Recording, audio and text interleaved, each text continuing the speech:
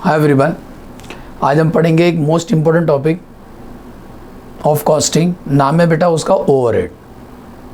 याद करो, जब हम कॉस्ट शीट बनाते थे तो उसमें क्या क्या लिखते हैं। सबसे पहले लिखते हैं डायरेक्ट मटेरियल, डायरेक्ट लेबर और डायरेक्ट एक्सपेंस।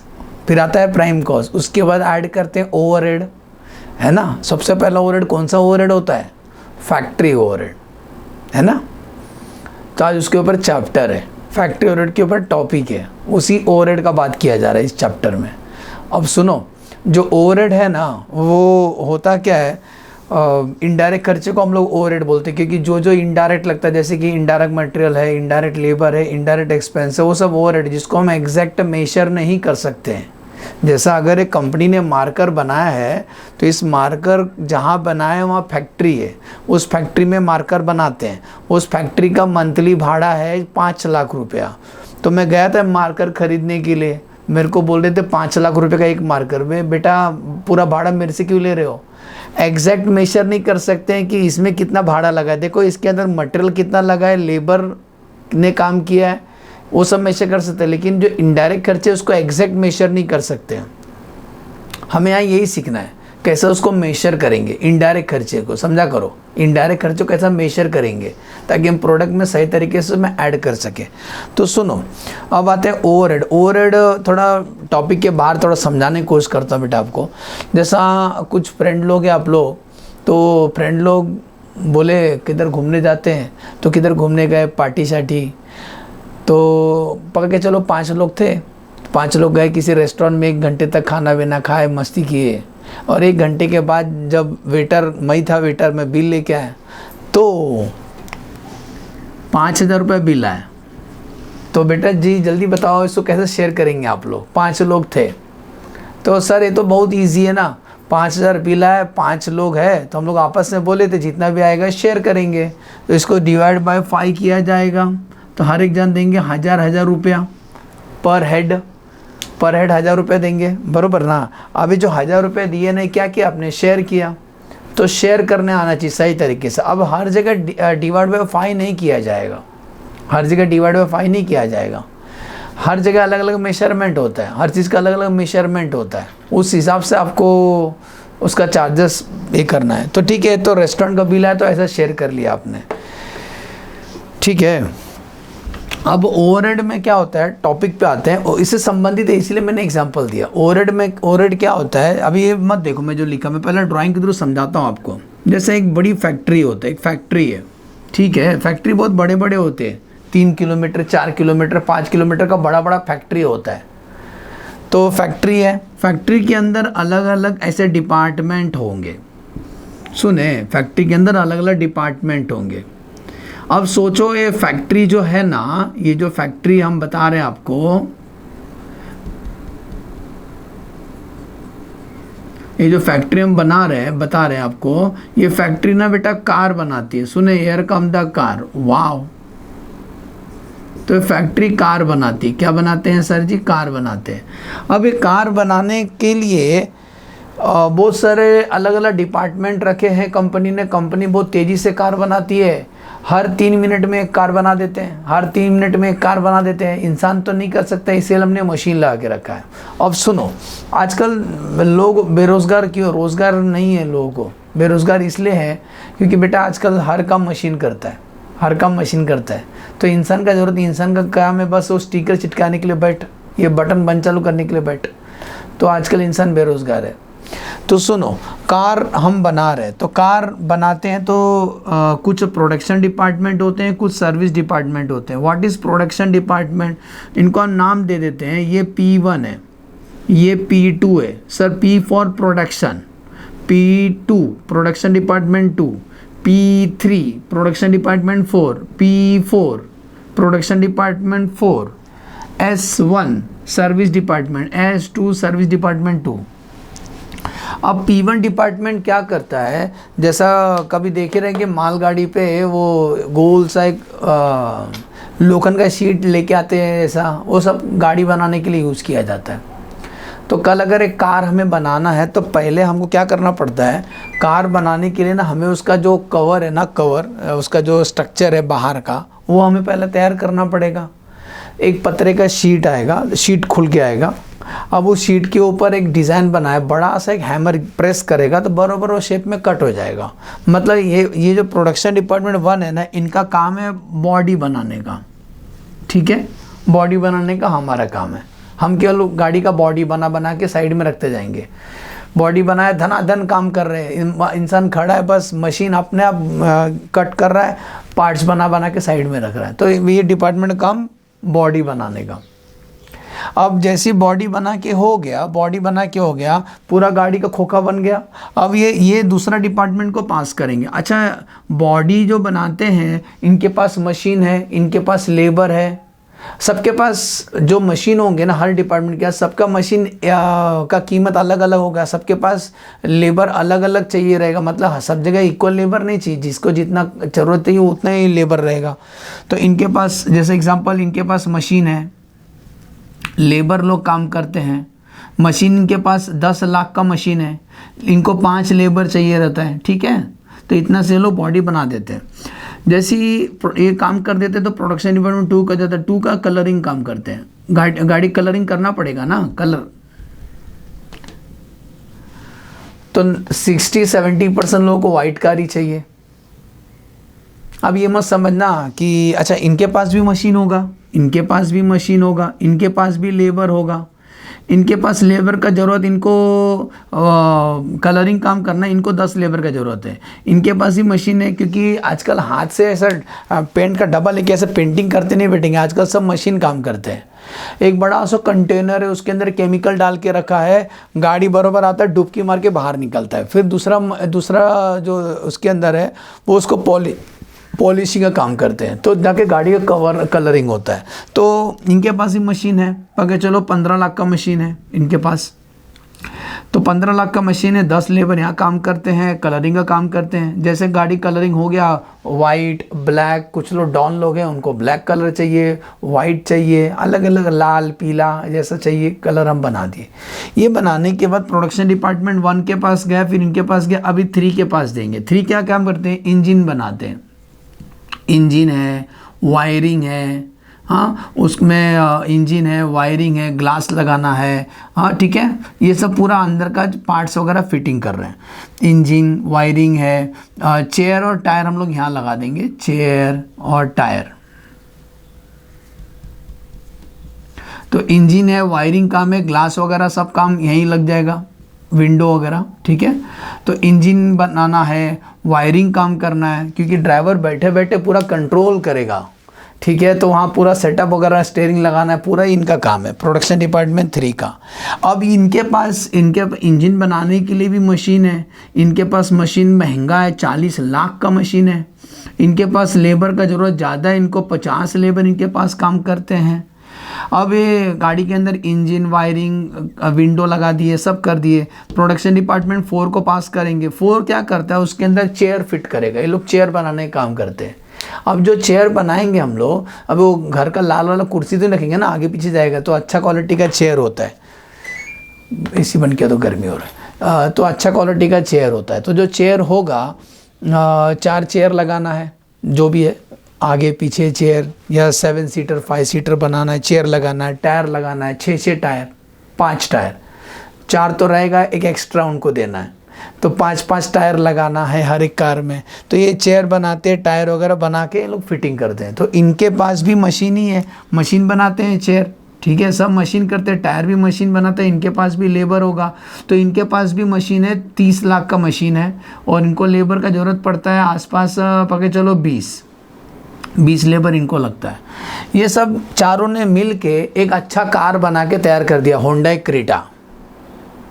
अब जो कार बनाया ना, ये डायरेक्ट कस्टमर को नहीं दे देंगे, हम लोग टेस्टिंग वगैरह भी डिपार्टमेंट होता है जो टेस्ट करके देखते हैं, हाँ वो भी करना ज़रूरी है, हम उसका बात नहीं कर। लेकिन सोचो कार बन के हो गया, क्या ये लोग ही मिल के पूरा कार बना दिए? नहीं बेटा, कुछ लोग ना सर्विस देने वाले होते हैं। What is service?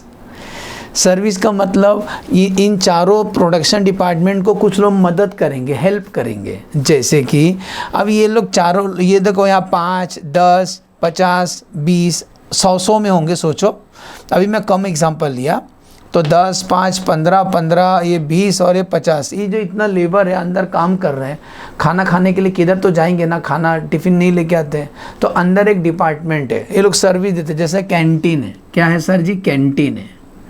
तो 12-1 बजे खाना खाने टाइम होता है, लंच ब्रेक, तो लोग जाते हैं उधर खाना खाने के लिए। सोचो हज़ारों में, तो बहुत ज़्यादा है, छोटा मोटा मत सोचो, हम बड़ा कंपनी का बात कर रहे हैं। अभी बड़ा सोचो, 5,000 मजदूर इधर काम करते, इधर 10,000 लोग काम करते, इधर 50,000 काम करते, इधर 20,000। अब थोड़ा बड़ा लग रहा है। अब इतने फौज में लोग आएंगे तो हमें एक डिपार्टमेंट बनाना पड़ेगा, कैंटीन। तो कैंटीन डिपार्टमेंट मतलब फैक्ट्री के अंदर, ये मत समझना कोई फैक्ट्री के अंदर घुस रहा है तो हर आदमी मशीन ही चलाता है, ऐसा नहीं होता है। कुछ लोग है ना सर्विस डिपार्टमेंट होते हैं। सर्विस का मतलब कुछ लोग के पापा अंदर कैंटीन का काम करते हैं, कैंटीन खाना बनाते हैं, रसोई है, सब टेस्टी टेस्टी खाना बनाते हैं 4 प्रकार का।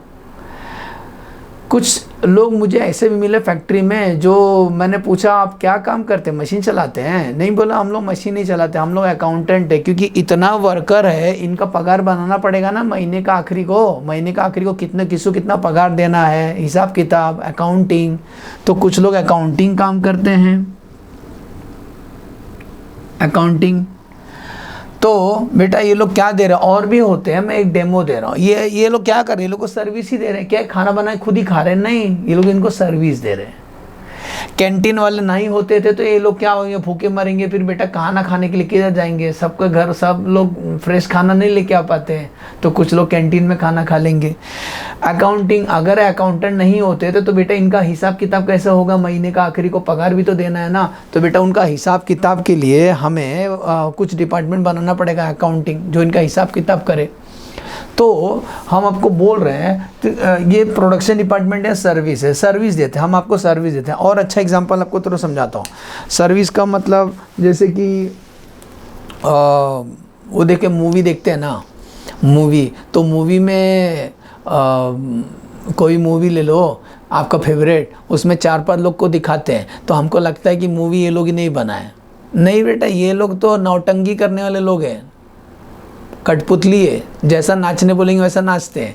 असली होता है डायरेक्टर। डायरेक्टर बोला नाच तो नाचने का, तो डायरेक्टर नचाता है सबको। लेकिन यार केवल इतना लोग ही नहीं रहते मूवी बनाने के लिए, मूवी बनाने में और लोग भी होते हैं। जैसे कि बेटा वो हीरोइन का मेकअप, हेयर बनाना है, हाँ, ड्रेस बार बार चेंज करना हर 5 मिनट में।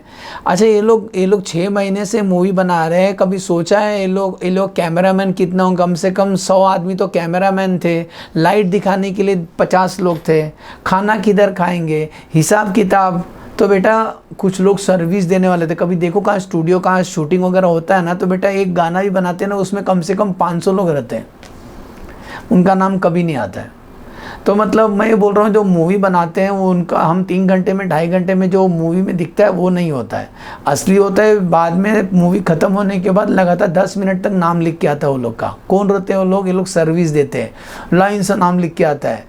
ये मंडप वाले थे, ये खाना वाले थे, हाँ ये बस वाले थे, क्योंकि हम लोग 6 बस बैठ के जंगल में गए थे, हाँ पूरा ट्रिप वगैरह था, पूरा टूर्स एंड ट्रैवल कौन थे, खाना बनाने वाले कौन थे, अकाउंटेंट कौन थे, हाँ कैटरिंग वाले कौन थे, मेकअप डेकोरेशन आर्टिस्ट, ये है ब्ला ब्ला ब्ला ब्ला। इतने लोग नाम रहते हैं, कोई नहीं देखता बेटा। लास्ट में 10-15 मिनट तक नाम आते रहते, सब उठ के चले जाते हैं, कोई नहीं देखता है। बेटा ये लोग कौन है? ये लोग सर्विस दिए। ये लोग नहीं होते थे तो ये मूवी नहीं बनता था इतना सुपर डुपर हिट। सुने, तो मूवी बनाने के लिए बहुत सारे लोग चाहिए रहते हैं, उनका नाम नहीं आता है, because they are giving only service. ऐसी ये 2 में एग्जाम्पल दिया। फैक्ट्री के अंदर और भी डिपार्टमेंट होंगे जो सर्विस देते होंगे, ठीक है। अभी जैसे एक स्टोर कीपर है, स्टोर कीपर कहाँ से आ गया सर? बेटा ये सब लोग गाड़ी का बॉडी का पार्ट्स बना रहे हैं, कलर का डब्बा, इंजन का पार्ट्स, वायरिंग, ग्लास, चेयर, ये बना के किसी गोडाउन में रखते होंगे। तो गोडाउन के लिए गोडाउन कीपर रख दिया हमने, जैसा विकेट कीपर होता है वैसे गोडाउन कीपर होता है, स्टोर कीपर जिसको बोलते हैं। अब वो स्टोर कीपर क्या कर रहा है? सर्विस ही दे रहा है ना, डंडा लेके बैठा है वहाँ चौकीदार जैसा। तो बेटा कल उसका हिसाब किताब किया, पता चला हमने उसको आसपास 10 लाख रुपए उसके ऊपर खर्चा कर दिया। तो बेटा वो खर्चा कैसे शेयर करेंगे? बिकॉज वो भी तो सर्विस दे रहा है। हमने वो गोडाउन जो बना के रखा है फैक्ट्री के अंदर, उसका इंश्योरेंस करके रखा है, तो उसको कैसे शेयर करेंगे? तो यही हमें सीखना है कि कैसा आप उसको इस बांटेंगे सही तरीके। बोलो समझा, कुछ समझा मैं क्या बोला? वीडियो को सुनना प्लीज़ अच्छे से, मैं बेस्ट समझा है। अब सर आते टॉपिक पे कि सर क्या बता रहे हैं। तो इतना तो समझ गया कि फैक्ट्री डेमो, ज़्यादा कन्फ्यूजन होता है ना, यूट्यूब पे सर्च करो कोई फैक्ट्री, बाइक बनाने वाली, कार बनाने, थोड़ा सा डेमो दिखाएंगे आपको। अभी मैं आपको फैक्ट्री में नहीं लिख जा सकता है। हाँ, तो ये होता है, ऐसा होता है। तो इतना तो समझा बेटा, कुछ प्रोडक्शन डिपार्टमेंट होते हैं, कुछ सर्विस डिपार्टमेंट होते हैं। Let us start. अभी आपको क्या करना है, अच्छे से खर्चे को बांटना है। खर्चे को अगर नहीं अच्छे से बांटे ना तो आपका मार्क्स हम बच्चे लोग में बांट देंगे। सुने ना, खर्चे को अच्छे से बांटने आना चाहिए आपको।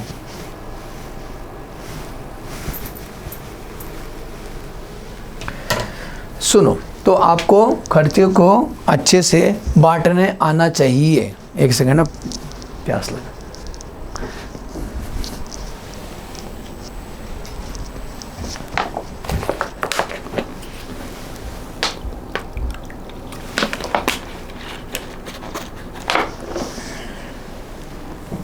तो हम बोल रहे हैं खर्चे को आपको बंटवारा करने सही तरीके से आना चाहिए। बाकी चैप्टर बहुत ईजी है, शुरू करते हैं। तो सुनो, सबसे पहला, अब ये आप देख लिया ना, इसको माइंड में याद रखना। हेडिंग लिखना, ये मोस्ट इम्पॉर्टेंट है। जो बच्चे बीकॉम की तैयारी कर रहे हैं या सीए इंटर या सीएमए इंटर, सब जगह आने वाला है। तो एक होता है प्राइमरी डिस्ट्रीब्यूशन, एक होता है सेकेंडरी। प्राइमरी डिस्ट्रीब्यूशन में क्या होता है, जो भी खर्चा आएगा ना फैक्ट्री का, सब लोग सही लॉजिक से शेयर करेंगे, 5 में शेयर करेंगे। इसको शेयर करने के बाद दूसरा आता है सेकेंडरी डिस्ट्रीब्यूशन। अभी आप सेकेंडरी की चिंता मत, तो पहले प्राइमरी सीखो। प्राइमरी किसको बोलते हैं? आपका सिलेबस में प्राइमरी, जो बच्चे बीकॉम का तैयारी कर रहे हैं। तो प्राइमरी डिस्ट्रीब्यूशन और ओवरहेड, ये खर्चे का नाम याद है ना, फैक्ट्री का खर्चा है पूरा। तो 9 ग्रुप बनाया मैंने। और बेसिस ऑफ अपॉर्चुन मतलब कैसा उसको शेयर करेंगे, बेसिस ऑफ अपॉर्चुन मतलब कैसा उसको हम लोग शेयर करेंगे। तो स्टार्ट करते हैं। सबसे पहला नाम क्या लिखा सर ने? Rent of the building. अभी जो बड़ा सा बिल्डिंग है, सबने सेम एरिया ऑक्यूपाई नहीं किया है। जैसे सबने सेम एरिया, मैं एग्जांपल भी दूंगा आपको समझाने के लिए। मैं गया 1 BHK रूम भाड़े पे लेने के लिए। 1 BHK, एक बेडरूम होगा, एक हॉल होगा, किचन होगा। 2 BHK 2 बेडरूम, एक हॉल, एक kitchen. 3 BHK 3 bedroom, hall, kitchen. तो 1 BHK का भाड़ा था 10,000, 2 BHK का भाड़ा था सीधा 15,000 और 3 BHK 20,000। तो भाड़ा क्यों बढ़ गया? क्योंकि एरिया ज़्यादा है। जैसा एरिया बड़ा रहेगा भाड़ा भी वैसे ही आता है। ये आप देख लो, किधर भी जाके पूछो, जितना बड़ा एरिया रहेगा भाड़ा भी वैसे ही रहता है। तो अभी ये फैक्ट्री है ना, फैक्ट्री का सोचो रेंट आया, फैक्ट्री का रेंट आया, एग्जांपल समझा रहा हूँ। रेंट आया 5 लाख रुपये महीने का। अब ये 5 लाख सही तरीके से बांटना चाहिए। क्यों मालूम है? हमें ये पता चल जाएगा कि कौन सा डिपार्टमेंट के ऊपर कितना खर्चा हो रहा है। अगर वो डिपार्टमेंट का खर्चा हमें सस्ता पड़ेगा तो डिपार्टमेंट को कंटिन्यू करेंगे, महंगा पड़ेगा तो डिपार्टमेंट को बंद करेंगे। सर महंगा मतलब, बेटा सोचो, हमने सब खर्चे को सही तरीके से बांट दिया और बाद में पता चला टायर बनाने में हमारा खर्चा आता है 12,000। एक टायर को बनाने में 12,000 खर्चा आता है, ऐसा हिसाब किताब रखे थे। और यही टायर बाहर मिलता है 8,000 का। तो बेटा ये डिपार्टमेंट क्यों चलाने का बंद कर दो, सीधा बाहर से खरीदो, कार सस्ता बनेगा। तो इसीलिए हमें देखना है कि हमें हिसाब किताब करना है कि कितना का हम पड़ रहा है। तो सुनो, मैं अभी टॉपिक पे आता है। ये देखो, रेंट 5 लाख है। 5 लाख का शेयर करें, किसने कितना एरिया ऑक्यूपाई किया है। जैसा एग्जांपल अगर ऐसा बोलेंगे P1 P2, मैं एग्जांपल नीचे लिख रहा हूँ, P3 P4 S1 S2। इसने 1000 स्क्वायर फुट होता है, स्क्वायर फुट, हाँ, मेजरमेंट। इसने 1000 स्क्वायर फुट रखा है, इसने 2000, हाँ 1000 में लिख रहा हूँ, के लिख रहा हूँ, चलेगा ना। इसने 1000 स्क्वायर फुट, इसका 2000 स्क्वायर फुट, इसका 3000 स्क्वायर फुट, इसका 1000 स्क्वायर फुट है, इसका 1000, इसका 2000। तो जिसने जितना एरिया ऑक्यूपाई किया वैसा रेंट शेयर करना चाहिए, है ना। जिसने जितना ज़्यादा एरिया रहेगा वैसा ज़्यादा रेंट शेयर करेगा। अब यहाँ पे वो नहीं बोलूँगा ना, रेस्टोरेंट का एग्जांपल डिवाइड बाई 6, बोला पागल है क्या? ऐसा नहीं होता है, क्योंकि जिसने जितना एरिया ऑक्यूपाई किया। अच्छा याद करो, म्यूनसिपैलिटी आपको घर का टैक्स भेजती है, तो जिसका जितना ज़्यादा एरिया रहेगा वैसा उसको टैक्स आता है ना। अभी मेरा घर छोटा है तो मेरे को 2000 रुपये टैक्स आता है। मुकेश अंबानी का घर बहुत बड़ा है तो उनको ज़्यादा टैक्स आएगा, लैक्स में आएगा। क्योंकि शाहरुख खान अगर ज़्यादा बड़ा है तो उनको वैसे टैक्स आएगा। तो जिसका जितना एरिया रहता है सरकार आपको वैसे टैक्स बेचती है, क्योंकि एरिया के बेस पे। समझा एग्जाम्पल? Yes sir. तो रेंट को कैसा बांटेंगे? सबसे पहला खर्चा है फ्लोर एरिया। इसका ये आंसर है बेटा, फ्लोर एरिया। वो स्क्वायर फुट में होता है, स्क्वायर फुट में होता है, ठीक है ना। तो जैसा रहेगा हम लोग वैसा शेयर करते हैं। उसको कैसे शेयर करेंगे? 1:2:3:1:1:2 1:3:1:2 समझा। इस रेशियो में हम लोग शेयर करेंगे। चलो आगे बढ़ते हैं। जैसे एक हो गया, एक लाइन ड्रॉ कर दो, अलग अलग है। एक कार हटा दूं कि थोड़ा सा रखता हूँ, बाद में ही हटाता हूँ। चलो अगला 3 एग्जांपल याद रखो। Repairs and maintenance of plant और machinery, insurance of plant machinery, depreciation of plant machinery, इन तीनों के लिए सेम रूल है। तो मैं पहले समझा दूं, फिर आप आगे बढ़ते हैं। क्या नाम लिखा मैंने? Repairs and maintenance. अच्छा, घर में सबका फ़ैन है, कल फ़ैन ख़राब हो जाएगा ना, तो किसी को बुलाओ, इलेक्ट्रिशियन को। वो ज़्यादा नहीं लेगा, 100-200 रुपये लेके पंखा बना दिया, क्योंकि घूम नहीं रहा था। 200 रुपये लगा, बन गया। कुछ दिन में हमारे पास बहुत पैसा है, हमने एसी खरीदा 50,000 का। एसी 2 महीने तो फर्स्ट क्लास चला, एक दिन बंद हो गया। हमने इलेक्ट्रिशियन को बुलाया, एसी वाले को। एसी वाला देखा, बोलता है चूहे ने गैस लीक कर दिया है, चूहे ने वायर कट कर दिया है। कितना बिल है उनका? 10,000 रुपये। ये रियल है। मैंने बोला और ये उस दिन पंखा ख़राब हुआ तो 200 रुपये लेता, हिसाब से लगाओ 300। बोला ऐसा नहीं होता है, जितना महंगा असेट होता है उसका रिपेयर भी वैसे ही होता है। पहले एग्जांपल समझा फ़ैन और एसी का। सेकंड एग्जांपल समझा रहा हूँ पर्सनल लाइफ का। पहले मैं 10th तक मैं साइकिल चलाता था, तो ज़्यादा खर्चा नहीं आता था। पहले एग्जांपल समझो, फिर अपन अंदर आते हैं इसके अंदर। पहले साइकिल चलाता था तो ज़्यादा कुछ खर्चा नहीं होता था। 5-6 रुपये 10 रुपये में पंचर और टायर वगैरह का ब्रेक वगैरह घसता था, वो हो जाता था, 10 रुपये में हो जाता था। धीरे धीरे पैसा आया, ग्रेजुएशन हो गया तो बाइक खरीदा पल्सर, फिर खर्चा बढ़ते गया। फिर बुलेट खरीदा, फिर कुछ समय के बाद कार खरीदा। अब फ्यूचर में अभी कार खरीदा तो एक दिन कार में कुछ प्रॉब्लम हो गया तो सीधा 20,000 30,000 बिल आता है। मैंने बोला यार साइकिल ही 2,000 का था उस ज़माने में। तो बेटा वो साइकिल था, बाइक अलग 1.5 लाख का। लेकिन जैसा ऐसा एसेट खरीदोगे महंगा, जब उसका आप शोरूम में लेके जाओगे ना तो बिल भी वैसे ही बनाएगा। अब 500-200 रुपये नहीं बनाएगा, जितना महंगा एसेट वैसा उसका रिपेयर। कुछ समय के बाद मैं हेलीकॉप्टर ले लिया 50 करोड़ का। एक दिन पंखा घूम नहीं रहा था तो मैंने बुलाया, वो बंदा बोलता है, एक्सपर्ट आया था, जापान से आया था। वो बोलता है 2 करोड़ रुपए लगेगा सर। बोला 2 करोड़? बोला हाँ, जैसा महंगा एसेट वैसा उसका रिपेयर। समझा करो, रिपेयर का मतलब क्या बताया मैंने? जैसा महंगा असेट होगा वैसा उसका रिपेयर होगा। अब रिपेयर क्यों बोल रहा हूँ? ये सबके पास देखो मशीन, इनके पास मशीन 10 लाख का, इनके पास 15 लाख का, इनके पास 40 लाख का, इनके पास 30 लाख का। उनको मशीन की ज़्यादा ज़रूरत नहीं है। तो ये जो मशीन है ना, टाइम पे बहुत सारे मशीन होंगे, मशीन टाइम पे ख़राब होते हैं। अब ख़राब होते हैं तो हम बनाते गए इंजीनियर के बनाए। एक दिन वो जो इंजीनियर आया था ना, उसने अपना बिल भेजा कि हमारा पूरा साल भर का रिपेयर खर्चा होता है 1.5 करोड़। अभी 1.5 करोड़ कैसे शेयर करेंगे सब लोग? डिवाइड बाय 4 नहीं करेंगे रेस्टोरेंट वाला। हम क्या करेंगे? ऐसा बांटेंगे 10:15:40:30। जिसका जितना महंगा एसेट हो उसका रिपेयर वैसा रहेगा, जिसका सस्ता एसेट उसका कम रिपेयर। समझा? रिपेयर समझा? मैंने अपना बेस्ट समझा है। तो पहले एग्जांपल फ़ैन और एसी का दिया। दूसरा कौन सा दिया मैंने? इसका रिपेयर ना, वो साइकिल बाइक कार का जितना महंगा होगा वैसा उसका रिपेयर होगा। कार एक नैनो ले लिया और आपने रोल्स रॉयल्स ले लिया तो बेटा दोनों का रिपेयर एक जैसा नहीं होगा। उसको मालूम है सामने वाला आदमी फॉर्च्यूनर लेके आया है कि मारुति 800 लेके आया, बिल भी वैसी बनाने का, रिपेयर भी वैसे ही होगा। तो समझा? रिपेयर किसको देख के होता है? कितना महंगा असेट है उसके बेस पे होता है, कीमत। दूसरा क्या नाम लिखा है? इंश्योरेंस। इंश्योरेंस का भी एग्जांपल देता हूँ अच्छे से। पहले बाहर का एग्जांपल देता हूँ, फिर अंदर आता हूँ। बाहर का एग्जांपल मतलब बेटा बाइक होता है ना, बाइक का इंश्योरेंस कितना होता है? 1 साल का 800 रुपये, 900 रुपये, 1000 रुपये होता है। 1.5 लाख 2 लाख का बाइक जो होगा। लेकिन अगर आप कार ले लोगे तो उसका इंश्योरेंस होगा 20,000 से शुरू होगा, 20,000 30,000। जितना महंगा कार होगा वैसा उसका इंश्योरेंस होगा। समझा करो, अगर मेरे पास क्रेटा है तो मेरा इंश्योरेंस है 30,000 साल का, लेकिन वो कार 20 लाख का, तो 20 लाख का तो 30,000 आता है, 20 लाख का है तो 30,000। अगर आपका कार ही 2 करोड़ का है तो वो 30,000 नहीं आएगा बेटा, क्रॉस मल्टीप्लाई, इंश्योरेंस भी वैसी रहेगा, वो भी लाखों में रहेगा। पता चला इंश्योरेंस ही 10 लाख का था, 10 लाख का इंश्योरेंस। तो ये क्यों बढ़ गया अचानक? क्योंकि इंश्योरेंस कंपनी पागल है क्या?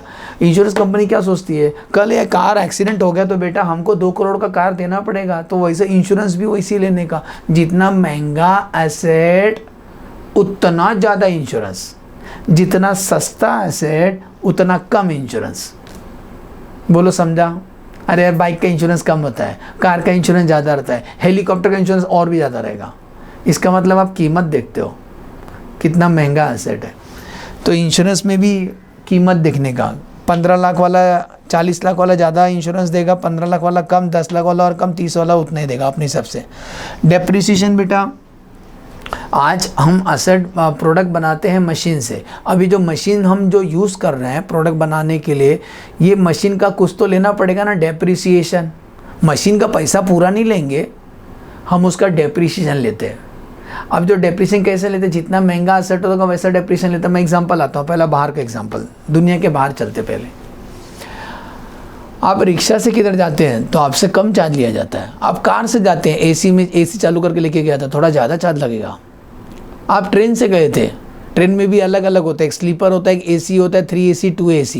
पहले स्लीपर और एसी का बात कर लें। स्लीपर से मैं मुंबई से अपना यूपी जाता हूँ स्लीपर से, तो बिल कम आता है, 800 रुपये आता है। लेकिन वही अगर 3 AC से गए तो 2,500, 3,000। क्यों? सीट तो सब सेम था, क्योंकि आपको एक्स्ट्रा आपको सर्विस दिया ना।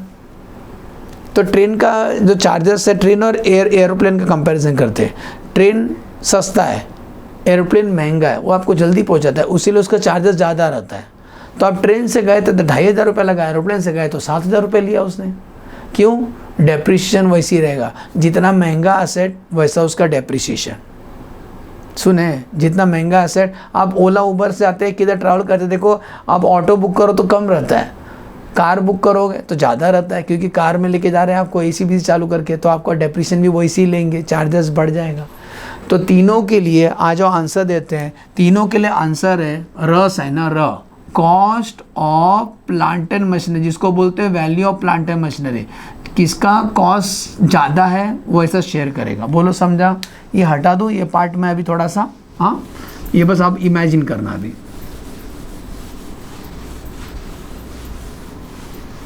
हाँ, तो इसका आंसर क्या बोला सर ने? इन तीनों के लिए सेम रूल, इन तीनों के लिए सेम रूल, रिपेयर्स, इंश्योरेंस और डेप्रिसिएशन, तीनों याद रहेगा। रिपेयर्स किसका? प्लांट एंड मशीनरी का। इंश्योरेंस किसका? प्लांट एंड मशीनरी का। डेप्रिसिएशन किसका? प्लांट एंड मशीनरी का। इन तीनों का शेयर करोगे, cost of the plant and machinery, जिसका ज़्यादा महंगा एसेट है वो ऐसा बर्दाश्त करेगा। नेक्स्ट आ जाओ, तीसरा ग्रुप क्या है सर? तीसरा है सुपरविजन। अब सुपरविजन क्या होता है, थोड़ा बाहर का चलते, बच्चे लोग को बाहर का ज़्यादा समझता है। याद करो स्कूल का लाइफ, जब आप आपका एग्ज़ाम वगैरह होता है, एग्ज़ाम किसी और कॉलेज में, तो सेंटर आता है। अब एक क्लास में 30 बच्चे बिठाना है, स्ट्रिक्ट इंस्ट्रक्शन है, एक बेंच पे एक ही जान। अब एक क्लास में 30 बच्चे लोग को बिठाना है, एक क्लास में 30 बच्चे को बिठाना है, ऐसे 300 बच्चे हैं, तो 300 डिवाइड बाय 30, इसका मतलब हमको टोटल 10 क्लास चाहिए, 10 क्लास चाहिए। एक क्लास में 30 बच्चे, तो बेटा जैसा क्लास बढ़ेगा सुपरवाइज़र भी तो बढ़ेगा। हर 30 बच्चे के पीछे एक सुपरवाइज़र। कल पता चला और बच्चे आ रहे थे, और 2 क्लास चाहिए, तो और 2 क्लास के लिए और 2 सुपरवाइज़र लगेगा। जैसे बच्चे बढ़ेंगे वैसे सुपरवाइज़र भी बढ़ेगा। पहले एग्जाम्पल समझा? अरे जिधर आपका सेंटर वगैरह होता है, CA फाउंडेशन, CA इंटर का, वहाँ सुपरवाइज़र तो होते हैं ना। जितना ज़्यादा रूम रहेगा उतना तो सुपरवाइज़र लगेगा। ऐसा नहीं बोलेंगे ना एक ही सुपरवाइज़र पूरा बिल्डिंग को देख रहा है, नामुमकिन। सेकेंड एग्जाम्पल याद करो, स्कूल वगैरह में जब पिकनिक जाते थे, पिकनिक, तो पता चला अपना स्कूल में पूरा 1000 बच्चे थे, हरामखोर लोग सब। अभी 1000 बच्चे लोग को लेके जाना इतना आसान नहीं है, कम से कम हमने एक बस के अंदर 100 लोग को घुसाया, तो ऐसा 10 बस चाहिए। अब ये बस में ऐसी बच्चे लोग घुसा दिया, ऐसा मतलब नहीं, लोग उड़ी मार थे, खिड़की से बाहर निकाल रहे थे, मुंडी निकाल रहे थे, 1-2 तो बाहर गिर गए थे। इसीलिए हर एक बस के अंदर 2 टीचर रखेंगे हम, वो सुपरवाइज़ करेंगे ताकि ये मस्ती ना करे। तो सुपरवाइज़र किसके बेस पे होता है? Depending upon the worker. अब फैक्ट्री में चलते हैं। फैक्ट्री में क्या होता है, हर 10 वर्कर के पीछे एक सुपरवाइज़र चाहिए रहता है, हर 10 वर्कर के पीछे एक सुपरवाइज़र चाहिए। 10 एक सुपरवाइज़र, क्यों मालूम है? वर्कर लोग कुछ समझेगा नहीं ना, तो सीधा सुपरवाइज़र से बात करेगा। कुछ प्रॉब्लम है, हमसे बात है, टाइम पास नहीं करने का, बैठ के गुटखा खा रहे थे, बोला कोई देखता ही नहीं, कुछ हमको हेल्प ही नहीं करता है। तो हर 10 आदमी के लिए एक सुपरवाइज़र रहता है, तो 20 आदमी के लिए 2 सुपरवाइज़र, 30 आदमी के लिए 3 सुपरवाइज़र, 40 आदमी के लिए 4 सुपरवाइज़र, ऐसा।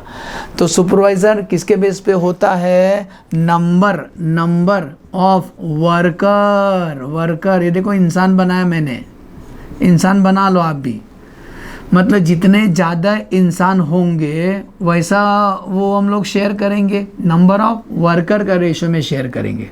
सुने, नंबर ऑफ वर्कर। सर आपने एक ही समझा है? हाँ, कैंटीन, यहाँ 3 थे, यहाँ टिकली बनाया। कैंटीन और स्टाफ वेलफेयर क्या होता है सर?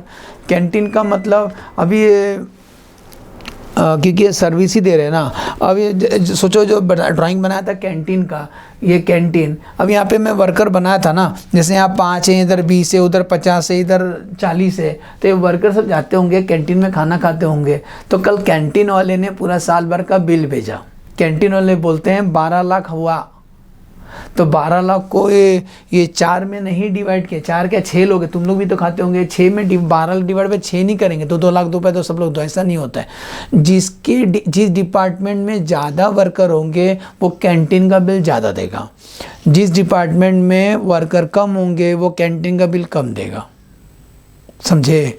तो कैंटीन को कैसा बांटेंगे? कैंटीन या स्टाफ वेलफेयर किसको बोलते हैं? अब वर्कर लोग को प्रोटेक्शन के लिए हेलमेट चाहिए, यूनिफॉर्म चाहिए, शूज़ चाहिए। कल एक वर्कर था हमारे पास आया था, काम किया, 1 घंटे बाद पता चला उसका एक हाथ इधर ही छूट गया। क्यों? मशीन फंस गया, एक्सीडेंट हो गया। तो स्टाफ के ऊपर हमें खर्चा करना पड़ता है, स्टाफ वेलफेयर, हाँ इनको यूनिफॉर्म देना है, प्रोटेक्शन देना है सब उनको। तो जैसा वर्कर बढ़ेंगे हमारा खर्चा भी बढ़ेगा। याद रहेगा, नंबर ऑफ वर्कर का बेसिस पे। स्टाफ वेलफेयर क्या होता है? यूनिफॉर्म देना है, हेलमेट देना है, शूज़ देना है, ये सब, खाना देना है, शाम को जाने का नहीं, 7 बजे वड़ा पाव मिलेगा मुंबई का। आगे बढ़ते हैं। टाइम कीपिंग क्या होता है? ये अकाउंटिंग, जो अकाउंटिंग का काम करते हैं, क्योंकि इतने वर्कर है इनका हिसाब किताब करना पड़ेगा ना, तो जिसके ज़्यादा वर्कर होंगे उसका ज़्यादा मेहनत करना पड़ता है हमको, जिसका कम वर्कर है उसमें कम मेहनत करना पड़ता है, समझे ना? देखो यहाँ 5 है, यहाँ 5,000 लोग, इधर 20,000 लोग, तो 20,000 का ज़्यादा काम करना पड़ता रहेगा। तो जो अकाउंटिंग का जो बिल आया रहेगा ना, ये लोग ज़्यादा देंगे, ये लोग कम देंगे। तो कैसे शेयर करेंगे? नंबर ऑफ वर्कर, बताओ किसके ज़्यादा वर्कर है।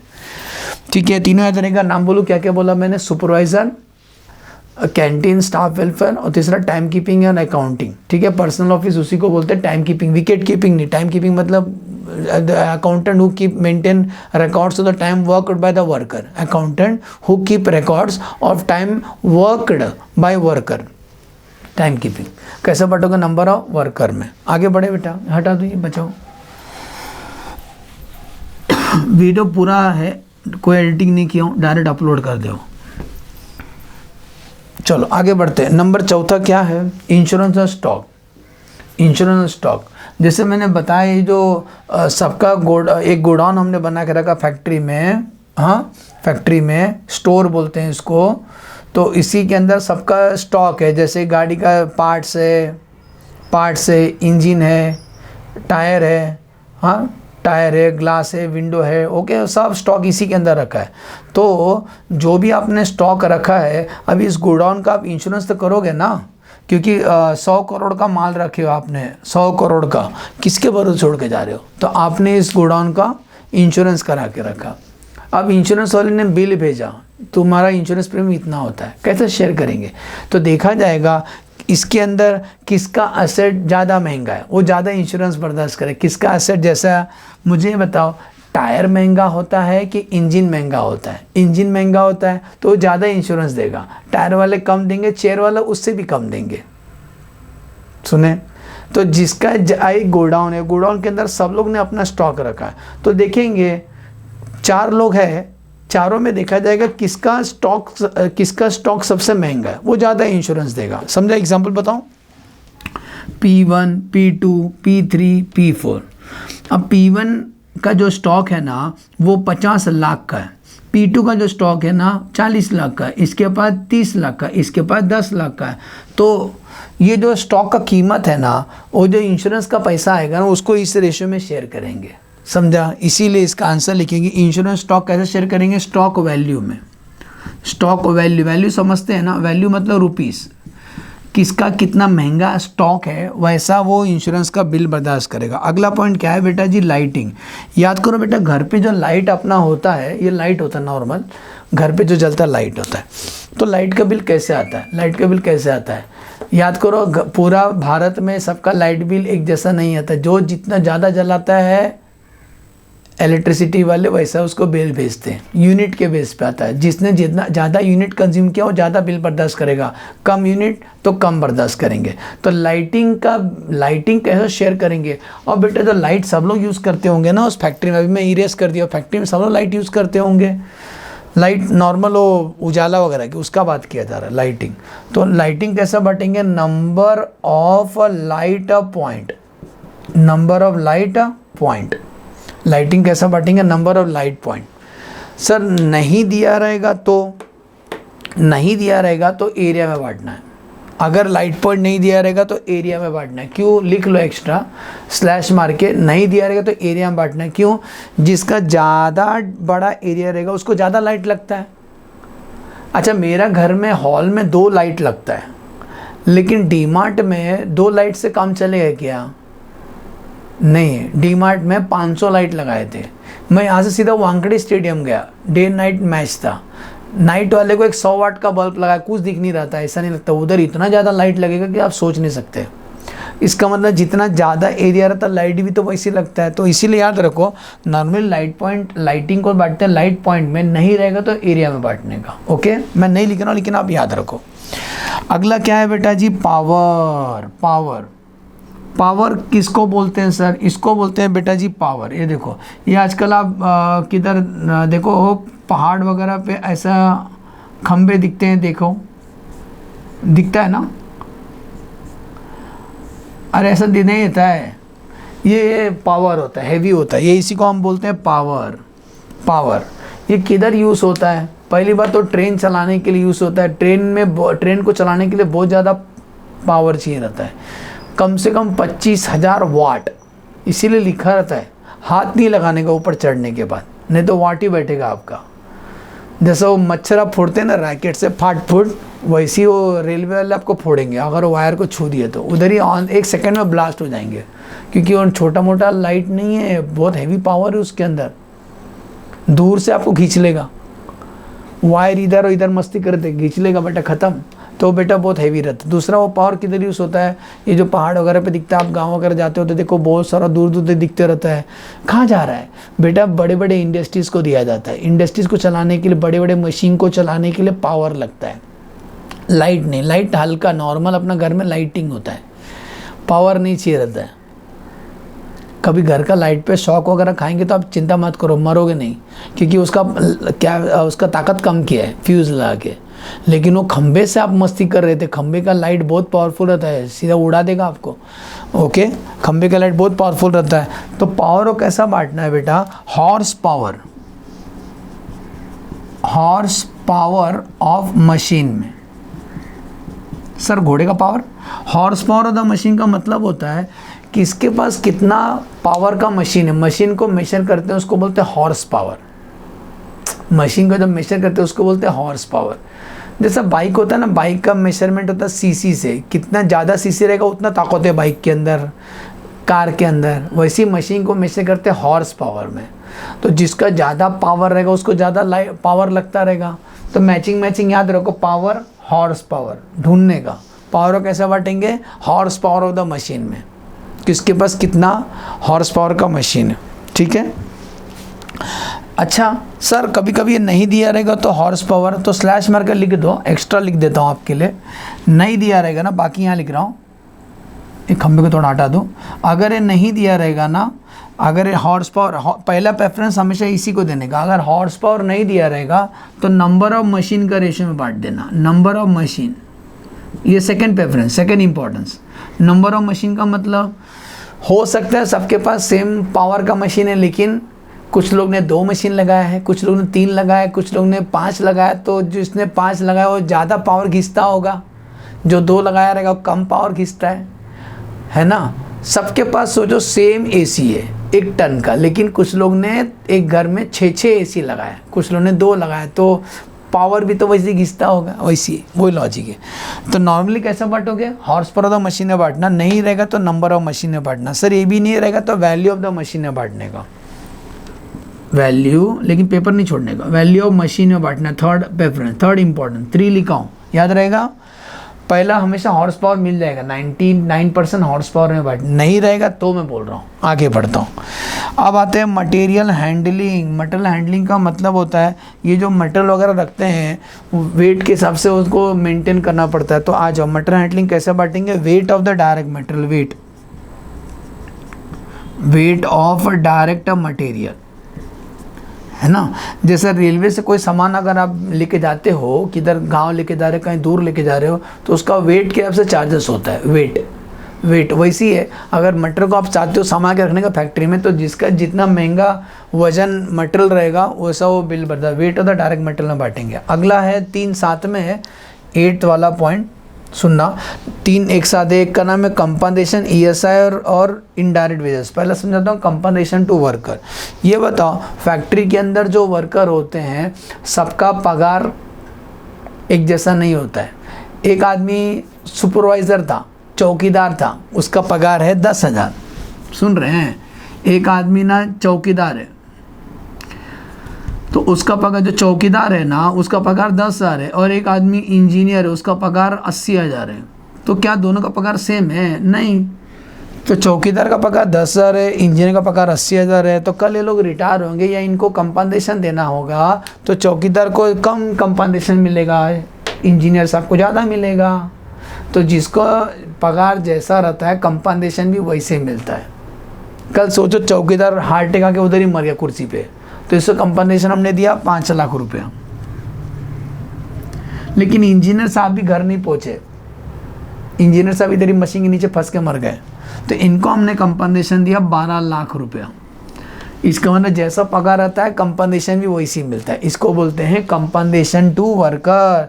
तो कंपनसेशन टू वर्कर कैसे बांटेंगे, कुछ चीज़ ना पगार के बेस पे होता है, पगार के बेस पे हम, तो इसको बांटेंगे डायरेक्ट वेजेस का रेशो में, डायरेक्ट वेजेस का रेशो में, जिसको आप बोलते हैं रुपीस, र वाला, र बना है ना, मतलब जिसका ज़्यादा पगार रहेगा उसको ज़्यादा शेयर करना पड़ेगा, जिसका पगार कम वो कम शेयर करेगा। डायरेक्ट वेजेस समझा, कंपनसेशन समझा, कंपनसेशन। ESI का फुल फॉर्म सर क्या होता है? ESI का मतलब होता है एम्प्लॉय स्टेट इंश्योरेंस, एम्प्लॉय लोग का इंश्योरेंस, क्योंकि फैक्ट्री में जो वर्कर होते हैं उनका पगार बहुत कम होता है। तो फैक्ट्री के जो मालिक होते हैं, बॉस, वो वर्कर का इंश्योरेंस करा के रहे। कल कुछ हादसा, आजकल ज़्यादा हादसा फैक्ट्री में होता है, फैक्ट्री में लोग काम कर रहे थे मर गए, तो वो इंश्योरेंस करा के रखा है। हाँ, इंसान को तो नहीं ला के दे सकते, लेकिन उसका इंश्योरेंस तो कर सकते हैं ना। तो हमने इंश्योरेंस किया है किसका? वर्कर लोग का। जो भी इंश्योरेंस किया है कॉमन है। ये जो इंश्योरेंस ESI होता है ना, परसेंटेज होता है, वेजेस का परसेंट होता है। तो मतलब वेजेस का परसेंट मैंने जब बोला, तो जिसका ज़्यादा वेजेस रहेगा उसका कम इंश्योरेंस, जिसका कम वेजेस रहेगा उसका कम इंश्योरेंस देना पड़ेगा, जिसका ज़्यादा वेजेस होगा उसका ज़्यादा। ये देखो एग्जांपल, 10,000 वाले का इंश्योरेंस कम रहेगा, 80,000 वाले का इंश्योरेंस ज़्यादा होगा। इसका मतलब इसके लिए भी सेम रूल। ESI और PF मतलब पप्पा फंड नहीं, प्रोविडेंट फंड का कंट्रीब्यूशन, ये भी वेजेस का रेशियो में होता है। तो जिस एक वर्कर है जिसका पगार कम है उसका कम PF कंट्रीब्यूशन देना पड़ेगा, एक वर्कर है जिसका पगार ज़्यादा है उसका ज़्यादा PF कंट्रीब्यूशन देना पड़ेगा। ये वेजेस का रेशियो में होता है। काला पीला गोरा देख के नहीं होता है, वो काला दिखता है ना तो उसका PF कम रहेगा, ऐसा नहीं होता है। इंसान को देख के नहीं होता है, उसका डेजिग्नेशन, उसका पोजीशन क्या है, समझे ना। तो डायरेक्ट वेजेस का रेशियो में बांटना। लास्ट इनडायरेक्ट वेजेस किसको बोलते हैं, वो इनडायरेक्ट किसको बोलते हैं, जो मशीन नहीं चलाते हैं। तो इसको भी कैसे शेयर करेंगे, डायरेक्ट वेजेस का रेशियो में शेयर करें। द लास्ट बेटा आज का जनरल और कुछ ऐसे खर्चे होते हैं जो एग्जैक्ट जनरल है, मेजर नहीं कर सकते, लगा है बस फैक्ट्री में, तो उसको कैसा बांटेंगे, डायरेक्ट वेजेस का रेशियो में बांटेंगे। कैसा बांटना है, डायरेक्ट वेजेस का रेशियो में, रुपीस बना के रखा हूँ, सुना है, पहला इसी को बांट, डायरेक्ट वेजेस का रेशियो में बांटने का। सर अगर डायरेक्ट वेजेस नहीं दिया रहेगा तो नॉर्मली यही रहता है 90%, तो डायरेक्ट लेबर आवर्स में बांटने का, लेबर आवर्स का रेशियो में बांटने का। सेकेंड इंपॉर्टेंस, पहले इसी को देना, नहीं दिया रहेगा तो ये करना। सर ये भी नहीं दिया रहेगा तो direct labour machine hours, third option है मशीन आवर्स में बांट देना, बात खत्म। ज़्यादा तो यही रहता है, चिंता मत करो, डायरेक्ट वेजेस बांटने का। एज्यूम करता हूँ लेक्चर समझा, one of the best lecture of किसका पढ़ा है सर ने, प्राइमरी डिस्ट्रीब्यूशन ऑफ ओवरहेड का, समझ में आया। इससे संबंधित प्लेलिस्ट में पूरा लेक्चर मिल जाएंगे आपको, उसको आप अच्छे से देखना और प्रैक्टिस करना। ओके, एज्यूम करता हूँ लेक्चर समझा। चलो bye bye, thanks for watching the video कैसा लगा कमेंट में ज़रूर बताना।